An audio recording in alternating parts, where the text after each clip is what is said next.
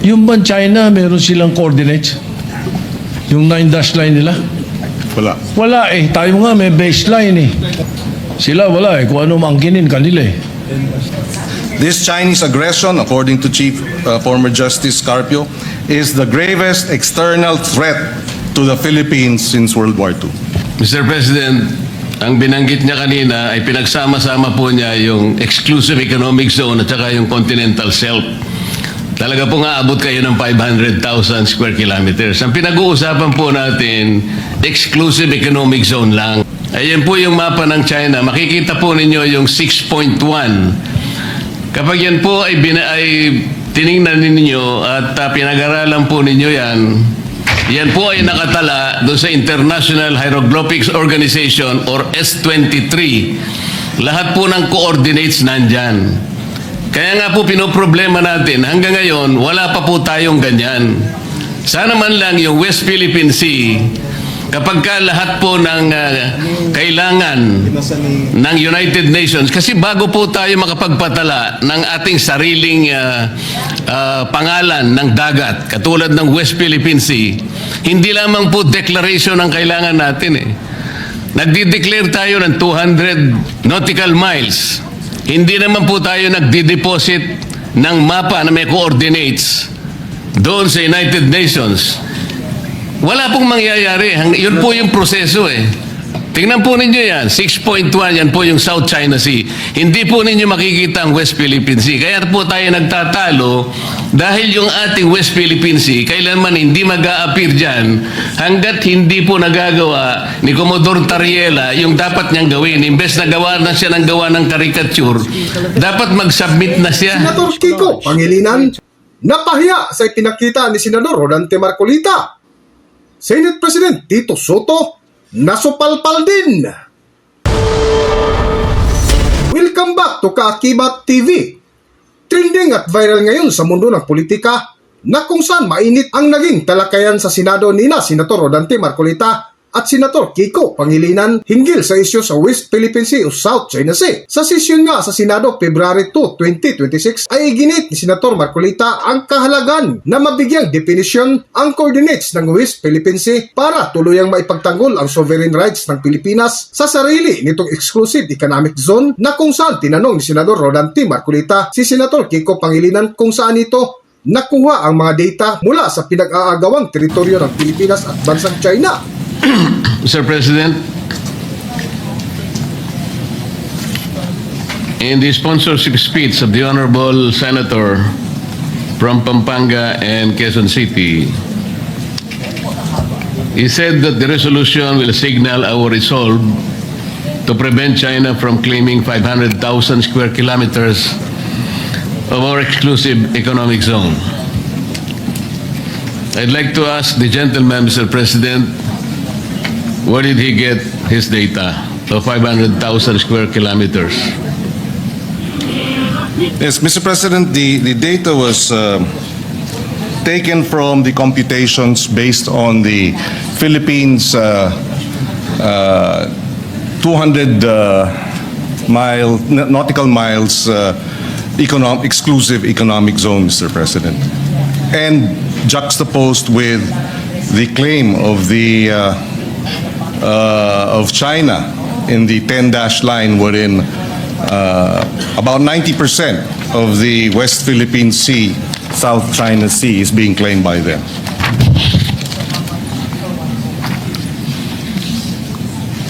Mr. President, is the gentleman aware that there is a post from the National Security Council of the Philippines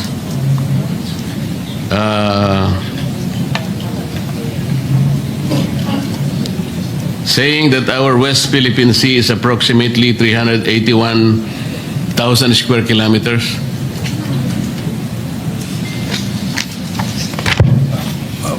300,000 square kilometers, Mr. President. Are they referring to our exclusive economic zone or our territorial sea, or may we be clarified? Our exclusive economic zone Okay. with respect to the West Philippine Sea, Mr. President. Mr. President, I'd like to clarify. I'd like to be clarified rather, because the data that was provided us by the advisors to the Philippine delegation to the to the Hague, the International Arbitral Tribunal, provided the amount of approximately about 500,000 square kilometers. So we will have to clarify that. We would like to be clarified, Mr. President, as to the data. But having said that, assuming it's 345,000 square kilometers, that is still double, pretty much, or almost more than, or close to double, our land mass. In other words, it is a huge amount of exclusive economic zone being claimed by China.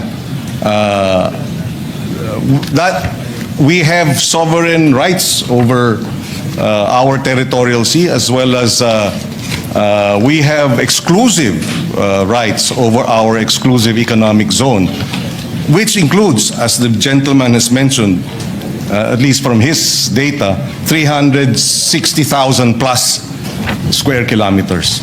Mas malaki pa sa ating lupain. Kaya hindi maaari nating hayaan na lamang na aangkinin at ng ibang bansa, lalo na ang China. Mr. President, I'm making this clarification because I would like to believe that the resolution is particularly related to our claim in the South China Sea, part of which is now being called the West Philippine Sea. According to the National Security Council, our exclusive economic zone in relation to that is only 381,000 square kilometers. And that is the principal interest in relation to the sponsorship speech in connection with the resolution under consideration, Mr. President. I would like to correct that because the 500,000 does not exist, Mr. President, because as I will discuss later,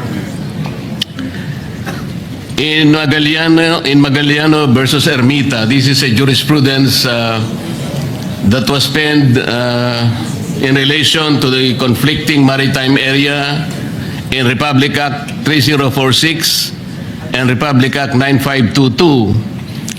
Our Supreme Court had the opportunity, Mr. President, of adjudicating that our total exclusive economic zone, not only in the West Philippine Sea but in the other rest of the world, is only 382,669. This is already in the jurisprudence, Mr. President.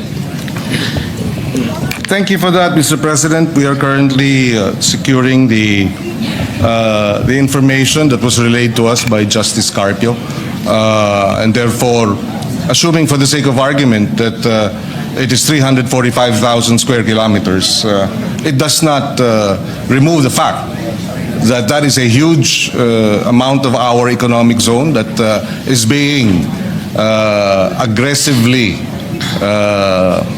taken over by China.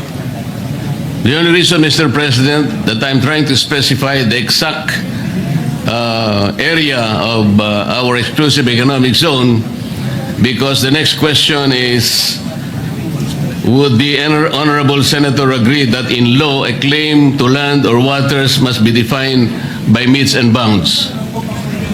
Mr. President, we, with the indulgence of the good senator, we already have an arbitrary ruling in our favor. So the metes and bounds is no longer debatable. The arbitral ruling has awarded the Philippines and recognized our claim vis-a-vis China. It has rejected China's 9-line, 10-line claim and has upheld the Philippines' position that what China is doing within the exclusive economic zone of the Philippines is illegal. And therefore, the debate as to whether there are metes and bounds is moot. We can debate until kingdom come, but that will not change the arbitral ruling in our favor, Mr. President. That is not entirely correct, Mr. President, and I beg to disagree. The reason why I'm asking the gentleman for the metes and bounds to our claim on our maritime rights is because until today, I would like to believe that there has not been any specific computation or coordinates of the West Philippine Sea. I'd like to ask if is the limit of our exclusive economic zone is specifically the 200 nautical miles from our archipelagic baseline, or is it provided under Administrative Order number 29, the westernmost boundary of the Calayan Island Group, as defined under Presidential Decree 5096, or is it defined under Republic Act 9522 of 2009, or Republic Act number 12064 of 2024? The question, Mr. President, is very significant because we would like to specifically determine the extent of our West Philippine Sea. Because if we are unable to do that, baka mahirapan po tayong ipagtanggol hanggang saan ang sa atin. So can we at least have an answer? Mr. President, hindi na natin kailangang ipagtanggol ang nasa atin. Napagpasahan na ng International Arbitral Tribunal. There is nothing to defend. It has been resolved in our favor. What we have to now defend and uphold is the ruling. Mr. President, I think the gentleman from Pampanga and Quezon City is looking at the arbitral award as it is. I'm not saying that, of course, we won the EEZ, but it is still incumbent for our country, Mr. President, to define our West Philippine Sea. Because until now, as we will discuss later with the indulgence of the gentleman, we need to look at the coordinates, Mr. President. I'm only asking whether the basis of the West Philippine Sea is the 200 nautical miles from the archipelagic baselines. Because as the defense establishment say it, Mr. President, it is the approximation of our exclusive economic zone. Our exclusive economic zone is 200 nautical miles from our archipelagic baseline. So, can we assume that, are we proceeding from there? Or are we defining the extent of our WPS from Executive or Administrative Order number 29, Presidential Decree 5096, Republic Act 9522, or Republic Act 12064. Kasi kailangan po natin ma-define muna, Mr. President. Totoo po na ang arbitral award, in-invalidate po yung 9-dash line. Tama po yun. Pero hanggang dun lang, hindi naman sinabi ng arbitral award kung hanggang saan ang hangganan ng ating West Philippine Sea. That's why I am asking the gentleman kung alam po niya kung saan tayo magsisimula para sa ganon, i-determine natin, i-ascertain natin ang extent ng ating West Philippine Sea. Yes, if I may reiterate, Mr. President, we see the point being raised by Senator Marcoleta. He mentioned Administrative Order number 29, which defines the West Philippine Sea. It was issued in 2012. On the other hand, in addition, we have the Philippine Maritime Zones Act, or Republic Act number 12064, enacted in 2024. These are government records that recognize the West Philippine Sea in official documents, and under the UNCLOS, which grants the Philippines the EEZ extending to up to 200 nautical miles from its coastline. This is the law. There is an administrative order, and of course there is UNCLOS. It is the position of this representation, Mr. President, that all three, UNCLOS, Administrative Order Number 29, issued in 2012, and Republic Act 12064, enacted in 2024, are sufficient to be able to establish our exclusive economic zone as well as our territorial sea, Mr. President. So, Mr. President, if the answer is that Administrative Order Number 29, which is the westernmost boundary of the Calayan Island Group, as defined under Presidential Decree 1596, is the very source of our determination of the West Philippine Sea, Together with, Mr. President, the Philippine Maritime Zones Act, taken in conjunction with.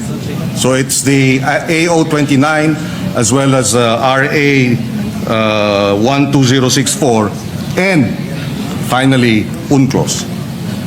Yes, Mr. President, isa-isayin lang natin. Doon muna tayo sa Administrative Order Number 29, which confirmed Presidential Decree 1596. Mr. President, under PD 1596, President Marcos Sr. drew boundaries around certain features of this Spratly Island and called the enclosed area as Calayan Island Group. At that time, there was no exclusive economic zone yet under the UNCLOS. However, is the Honorable Senator aware that in 2016, the South China Sea Arbitral Tribunal declared the boundaries of the Calayan Island Group as contrary to the UN Convention of the Law of the Sea? Well, Mr. President, I'm not familiar with the particular findings, but that is, to me, again, immaterial in the context of the award of the International Tribunal. That will not be immaterial, Mr. President, with all due respect. Kasi nga po talagang sinisino natin, dinidetermine natin. Kung gagamitin po natin yung Presidential Decree 1596, sabi po ng Arbitral Tribunal, contrary po yun sa UN Convention of the Law of the Sea. Basahin po ninyo yung Arbitral Award. Nandun po yun sa paragraphs 573 to paragraphs 576. Sabi po niya, China and the Philippines has no right to enclose the Spratly Islands with the system of archipelagic or straight baselines, as though there is a single group islands or an offshore archipelago. Yun po yung sinabi. Kaya nga po, I am pointing this out, hindi natin magagamit yung 1596, not even Administrative Order 29. Kung sasabihin naman po natin, Mr. President, yung 9522 na banggit nila, is the Honorable Senator aware that Republic Act 9522 merely defined the Philippine archipelagic baselines from which to measure the territorial sea, exclusive economic zone, and continental shelf. Yun lang po ang ginawa noong 9522. Wala po siyang kinalaman in the determination of the exact area of the West Philippine Sea. Na-define lang po yung mga baselines natin para doon natin kwentahin yung ating territorial sea, yung ating exclusive economic zone, at saka yung ating continental shelf. Alam natin, ang EEZ at saka continental shelf, 200 nautical miles from the baseline. Territorial sea is 12 nautical miles from the baseline. Ngayon po, Mr. President, kung halimbawa ay babanggitin natin ang Republic Act 12064, ito po yung 2024 law, ang may problema po ito Section 2 of Republic Act number 12064 defines the West Philippine Sea as follows. The maritime zones of the Philippines on the western side of the Philippine archipelago including the Luzon Sea and the territorial seas of Bajo de Masinloc and the maritime features of the Calayan Island Group, shall collectively called the West Philippine Sea. Ano pong problema nito, Mr. President, Your Honor? Based on that definition, would the Honorable Senator agree that the westernmost limits has two elements? Yung 200 nautical mile limit of the Philippine Exclusive Economic Zone and Continental Shelf, and the 12 nautical limit of the enclave territorial sea of high tide elevations of Calayan Island Group, including those outside the Philippines Exclusive Economic Zone. Hindi rin po natin magagamit yung 200 nautical mile limit, Mr. President. Bakit po? Alam po ba ng ating honorable gentleman from Pampanga and Quezon City na pag ginamit po natin yung West Philippine Sea na 200 nautical mile limit ng ating Exclusive Economic Zone, 17 features po ng Calayan Island Group ang mawawala sapagkat wala po siya. Hindi siya na-enclose ng 200 nautical miles. Alam din po ba ng ating honorable senator that four of those features would fall outside the definition of the West Philippine Sea as occupied by the Philippines? Ito pong apat na ito ay okupado na ng ating bansa. Ngunit wala po siya sa 200 nautical miles eh. Katulad po ng Pag-asa na tinatawag na Tito Island. It's 227 nautical miles to Palawan. Parola or Northeast K, 240.2 nautical miles to Palawan. I don't see the... Kota or Laita Island is 207 nautical miles to Palawan. And Lakiam K, 203.7 nautical miles to Palawan. Are you aware, Mr. President, that these features are separated by high seas? Ito po ang problema eh. Kaya po nagiging importante na kailangan po natin munang pag-aralan hanggang saan eksakto pong coordinates ba ng ating West Philippine Sea. Dito po sa binabanggit nating mga batas sa ngayon, kung titingnan natin, hindi po natin sila magagamit, Mr. President. Kaya napakahirap po ngayon nating sagupain yung mga pananaw na parang may nag-aangkin ng atin pero hindi pa natin ma-define kung ano talaga yung atin. Kaya po dito ako nagsisimula, Mr. President. Mr. President, if I may be allowed, again, I don't see the point. Are we trying to say here that the arbitral ruling was erroneous and therefore we should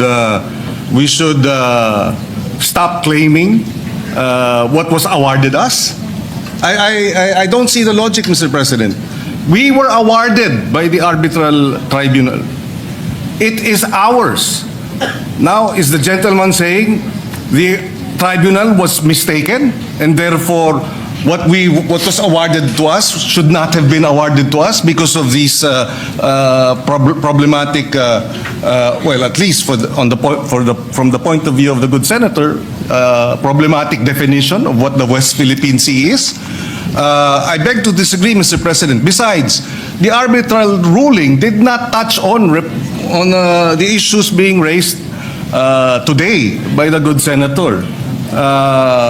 And even if it did, assuming it did, hypothetically, we were still awarded, and we were our claim and our rights were recognized, and China's rights were rejected. Are we saying here now, Mr. President, that we have to go back to the arbitral ruling, to the tribunal, present a new definition of what constitutes West Philippine Sea so that they can amend or they can set aside the award? Please, I would appreciate being clarified. Let me clarify, Mr. President. Are we getting the impression that the West Philippine Sea was awarded to us by the arbitral tribunal on a silver platter? Sinabi po niya kung nasaan yung ating mga coordinates? Well, Mr. President, Tayo po ay merong entitlement sa 200... again, Mr. President, assuming that these have to be defined, I think we can define that by Philippine law. If assuming I'm without conceding that there is no definition, because we believe it has been properly defined, and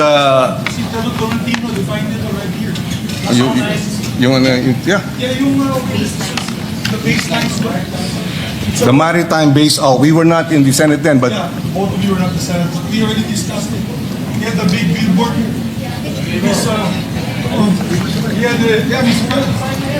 Mr. President, may I, Mr. President? The majority leader. With indulgence to those who were not With the here. permission of course, Yes, with the permission of the two gentlemen. Senators Pangilinan and Rodante Marcoleta. Yes, for the indulgence of our colleagues who were not here at the 19th Congress, namely Senator Pangilinan, yourself, Mr. President Pro Tempore, the Senate President, and Senator Marcoleta. We had a long discussion on the floor approving the baseline, Philippine Baseline Maritime Zones Act. Dalawang batas yung pinasa ni Senator Tolentino, who was also the majority leader at the time. And I can clearly recall he would always perform his explanation on the middle podium with a blackboard, whiteboard rather, with a map. Pinapakita niya, pure like a teacher, like a professor, showing the map of the Philippines and what it covers. So meron na po tayong approved and signed by the President a Republic Act on these two measures. It was the Philippine Baseline Law and the Philippine Archipelagic Sea Lanes. So maybe the two gentlemen can look into these two laws to see the exact coordinates that we approved as a law, as laws. This is Republic Act number 12065 and 12064.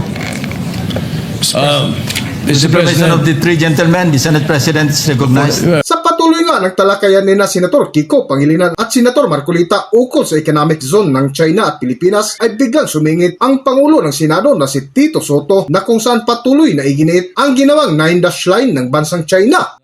with the permission of gentlemen, because this will be an interjection, just not really to join the conundrum, but Mr. President, I ask a question. Yung ban China, meron silang coordinates? Yung 9-dash line nila? wala. Wala eh. Tayo nga may baseline eh. May baseline, 10-dash line na. Oh, may coordinates ba? Wala eh. Tayo nga may baseline survey law eh. Sila wala eh. Kung ano maangkinin kanila eh. So, I want to find out where are the coordinates of China in the West Philippine Sea. Mr. President, may I request that pakiano nyo ngayong number 3. Yung Mr. South President, China while we're doing some administrative matters, just for the record, because earlier our data or our assertion that about 500,000 square kilometers of our exclusive economic zone and territorial sea and sovereign waters is being claimed. This was a lecture by retired Supreme Court Justice Carpio in his paper, West Philippine Sea Lecture, in the Philippine Social Science Council. Hosted it February 2016, and I quote his, for the Philippines, what is at stake in the South China Sea are, number one, about 80% of its EEZ rather, comprising 381,000 square kilometers of maritime space, including the entire Reed Bank and part of the Malampaya gas field, and number two, 100% of its exclusive continental shelf, estimated at over 150,000 square kilometers of maritime space. Either the Philippines keeps this, and I quote, maritime entitlements, or we lose them to China, according to the retired justice. And he added, effectively, China's 9-dash line claim encroaches on over 531,000 square kilometers of Philippine EEZ and continental shelf, including all the fishery, oil, gas, and mineral resources found within this vast area, which is larger than the total land area of the Philippines. This Chinese aggression, according to Chief former Justice Carpio, is the gravest external threat to the Philippines since World War II. Ngunit hindi nga dito nagpatinag si Senador Rodante Marcoleta na kung saan sinagot sina Senate President Tito Sotto at Senator Kiko Pangilinan na tila napahiya ng ipinakita ang mga detalyadong mapa sa pinag-aagawang teritoryo ng Pilipinas at China na imbis gawa ng paraan ni Commodore J. Tarila ay tila gumawa lang ng eksena para siraan ang bansang China, lalo na ang kanilang Pangulo na si Xi Jinping na pinalagan nga ito ng ilang opisyalis ng nasabing bansa. Para sa buong detalye ng kwento, narito ating panoorin ang video na tila nasupalpal sina Tito Sotto, Kiko Pangilinan at Commodore J. Tarila sa ipinakita ni Senador Rodante Marcoleta. Mr. President, ang binanggit niya kanina ay pinagsama-sama po niya yung exclusive economic zone at saka yung continental shelf. Talaga po nga abot kayo ng 500,000 square kilometers. Ang pinag-uusapan po natin, exclusive economic zone lang. Kaya po Mr. tayo President. nakukumpyos. Kanina po tinatanong kung merong coordinates ang China. Ayan po yung mapa ng China. Makikita po ninyo yung 6.1. Kapag yan po ay tiningnan ninyo at pinag-aralan po ninyo yan po ay nakatala doon sa International Hieroglyphics Organization or S23. Lahat po ng coordinates nandyan. Kaya nga po pinoproblema natin, hanggang ngayon, wala pa po tayong ganyan. Sana man lang yung West Philippine Sea, kapag ka lahat po ng kailangan ng United Nations, kasi bago po tayo makapagpatala ng ating sariling pangalan ng dagat, katulad ng West Philippine Sea, hindi lamang po declaration ang kailangan natin eh. Nagdi-declare tayo ng 200 nautical miles. Hindi naman po tayo nagdi-deposit ng mapa na may coordinates doon sa United Nations. Wala pong mangyayari. Yun po yung proseso eh. Tingnan po ninyo yan. 6.1, yan po yung South China Sea. Hindi po ninyo makikita ang West Philippine Sea. Kaya po tayo nagtatalo dahil yung ating West Philippine Sea, kailanman hindi mag-a-appear dyan hanggat hindi po nagagawa ni Commodore Tarila yung dapat niyang gawin. Imbes na gawa na siya ng gawa ng caricature, dapat mag-submit na siya nung mga coordinates na kailangan po para ngayon makapagpatala tayo ng sarili nating pangalan ng dagat. Ito nga po kaya ko kahit napakahirap ay gusto nating pag-aralang mabuti kasi dito po nagkakaroon ng hindi pagkakaunawaan. Nakala natin may nangunguha ng saang ganang atin, samantalang yung sa ganang atin hindi pa naman natin alam kung hanggang saan ba siya. Ang maganda sana yung talagang exact coordinates, makukuha natin. Pero paano po natin magagawa, Mr. President? Ino-occupy natin, for example, yung munisipyo ng Pag-asa. Labas yun sa ating exclusive economic zone. Paano natin guguhitan yun halimbawa? Labas sa ating exclusive economic zone, samantalang yung Pag-asa, nandun na sa high seas. Hindi po pwede mangyayari, Mr. President, because that is violative of the UNCLOS. Hindi po tayo pwedeng tumahak sa high seas. At magliliprag po siya from the exclusive economic zone para enclose niya lamang, for example, yung Parola, yung Tito, yung sinabi nating 4 kanina na bahagi na inoccupy ng ating bansa, ngunit labas po ng exclusive economic zone. Paano ngayon yun?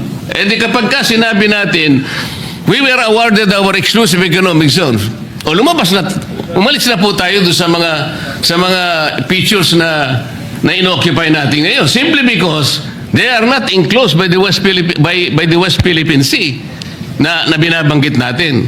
Kaya po ako nagsisimula dyan, Mr. President. Hindi po totoo na como sinabi ng arbitral award. Wala yung 9 dash line mo, China. Totoo naman yun eh. Because China was unable to prove by historic rights na talagang nasakop niya through the 9 dash line. Pero maliban doon, walang ginawa yung arbitral award eh.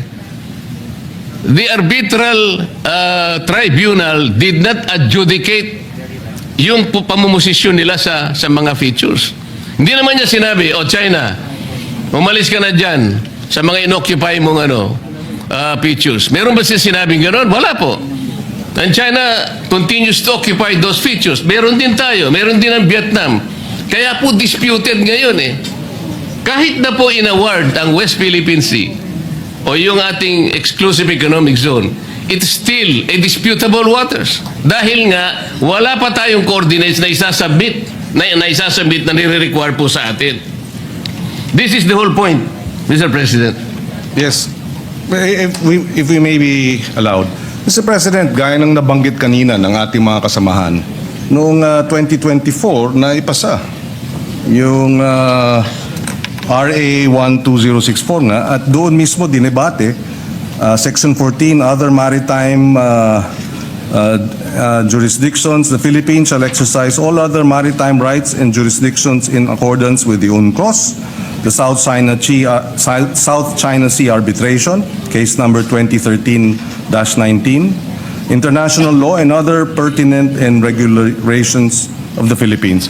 Mr. President, we beg to disagree that the coordinates are not clear, that we have not been able to determine it. We have by law, we have by administrative order, and we have by the arbitral ruling. All these should suffice, Mr. President, for us to assert that China is illegally occupying parts of our exclusive economic zone and is claiming likewise 150,000 square kilometers of our continental shelf and 381,000 square kilometers of our EEZ. I mean, that should suffice for this, at least for this resolution to be passed. For the resolution that we are now tackling be adopted, Mr. President. Mr. President, In addition, Mr. President, in addition, if I may, the Kalayaan Group of Islands Kalayaan is a municipality of Palawan. Pag-asa is a barangay. Yes. And therefore, the exclusive economic zone as defined in UNCLOS provides that it is a sea area extending up to 200 nautical miles from a coastal state's baseline. So the baseline would be the Kalayaan group and 200 nautical miles from the Kalayaan group. So I do not see how the Kalayaan Islands is outside of our exclusive economic zone. I beg to disagree, Mr. President. Just for the record, the Pag-asa Island is a barangay of the Kalayaan Island Group under the province of Palawan. Yes. And it is 445 kilometers away from Puerto Princesa.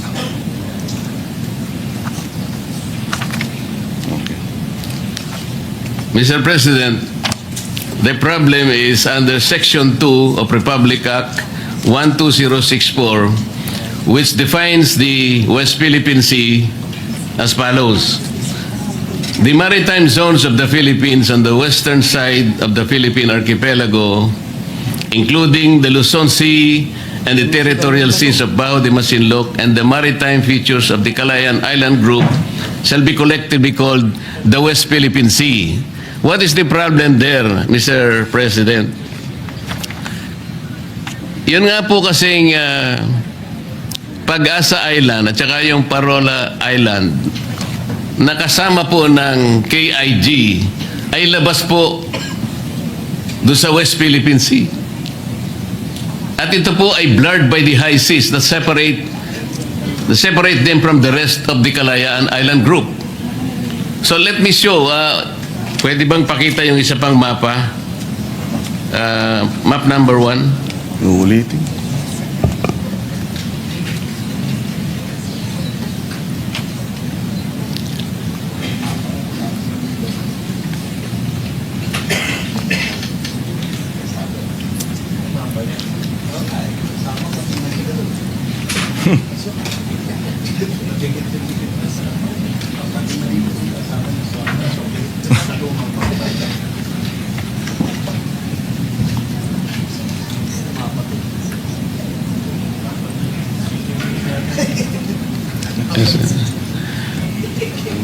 Ayan po, Mr. President.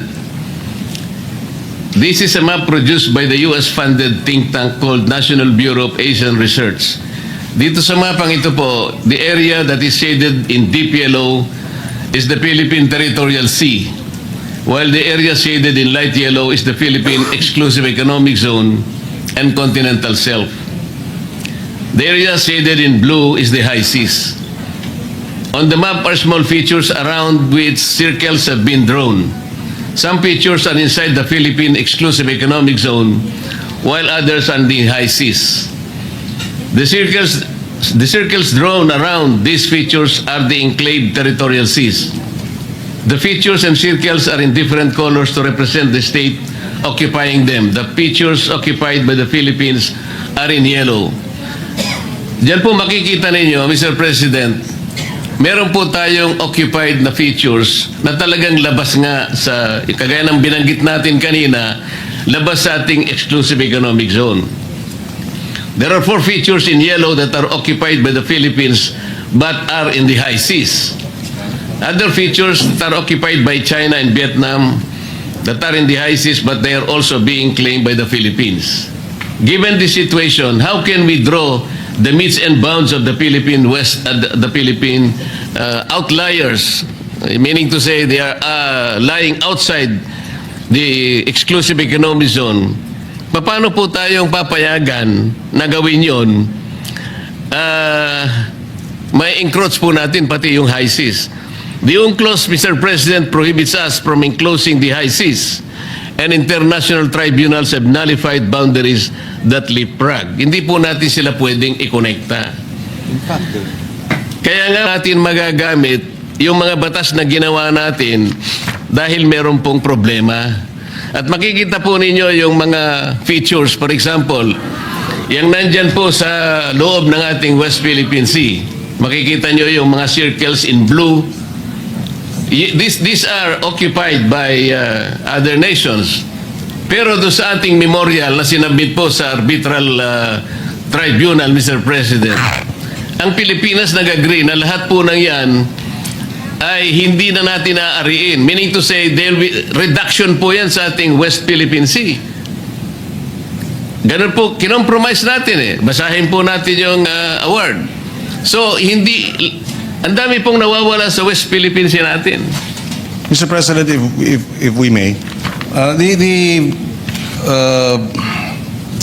the declaration under PD 1596 that the KIG is part of Philippine territory, PD 1596 and its validity was never put in issue in the arbitration case, and the tribunal did not have any jurisdiction to rule on its validity. In other words, this is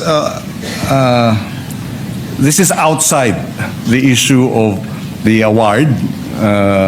And if there are concerns about the validity of PD 1596 and the concerns that there are certain areas outside of what has been declared as our economic zone, although prior to that was declared part of Philippine territory, then let's have legislation, remedial legislation to amend, debate it.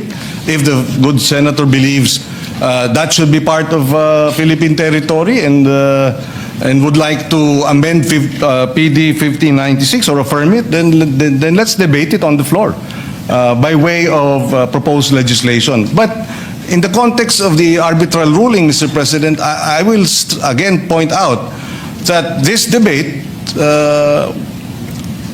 no matter how lengthy, will not change the ruling, which is in our favor, and therefore we should defend and uphold it. Rather than go into a question of, wait, sandali lamang, kasi yung arbitral ruling na yun, hindi sinama yung ilang mga nasa Kalayaan Island Group. So dapat, wag natin i-recognize yung award na yan. Hindi naman po tayo papayag dun. Hindi po ba? Hindi po ganun ang punto natin, Mr. President. Kung sakaling tayo po ay may karapatan talaga, at meron naman talaga tayong karapatan sa ating West Philippine Sea na sa ngayon ay ina-approximate nila na ito na nga yung ating exclusive economic zone. Kinakailangan naman nating makita yung hangganan para sa ganoon maipagtanggol natin ang lahat ng saganang atin. Nagbabudget tayo, binibigyan natin ang ating Department of National Defense. Ang daming mga features na wala sa ating West Philippine Sea, na wala doon sa ating exclusive economic zone. Wala namang, nandun outliers po siyang ganoon.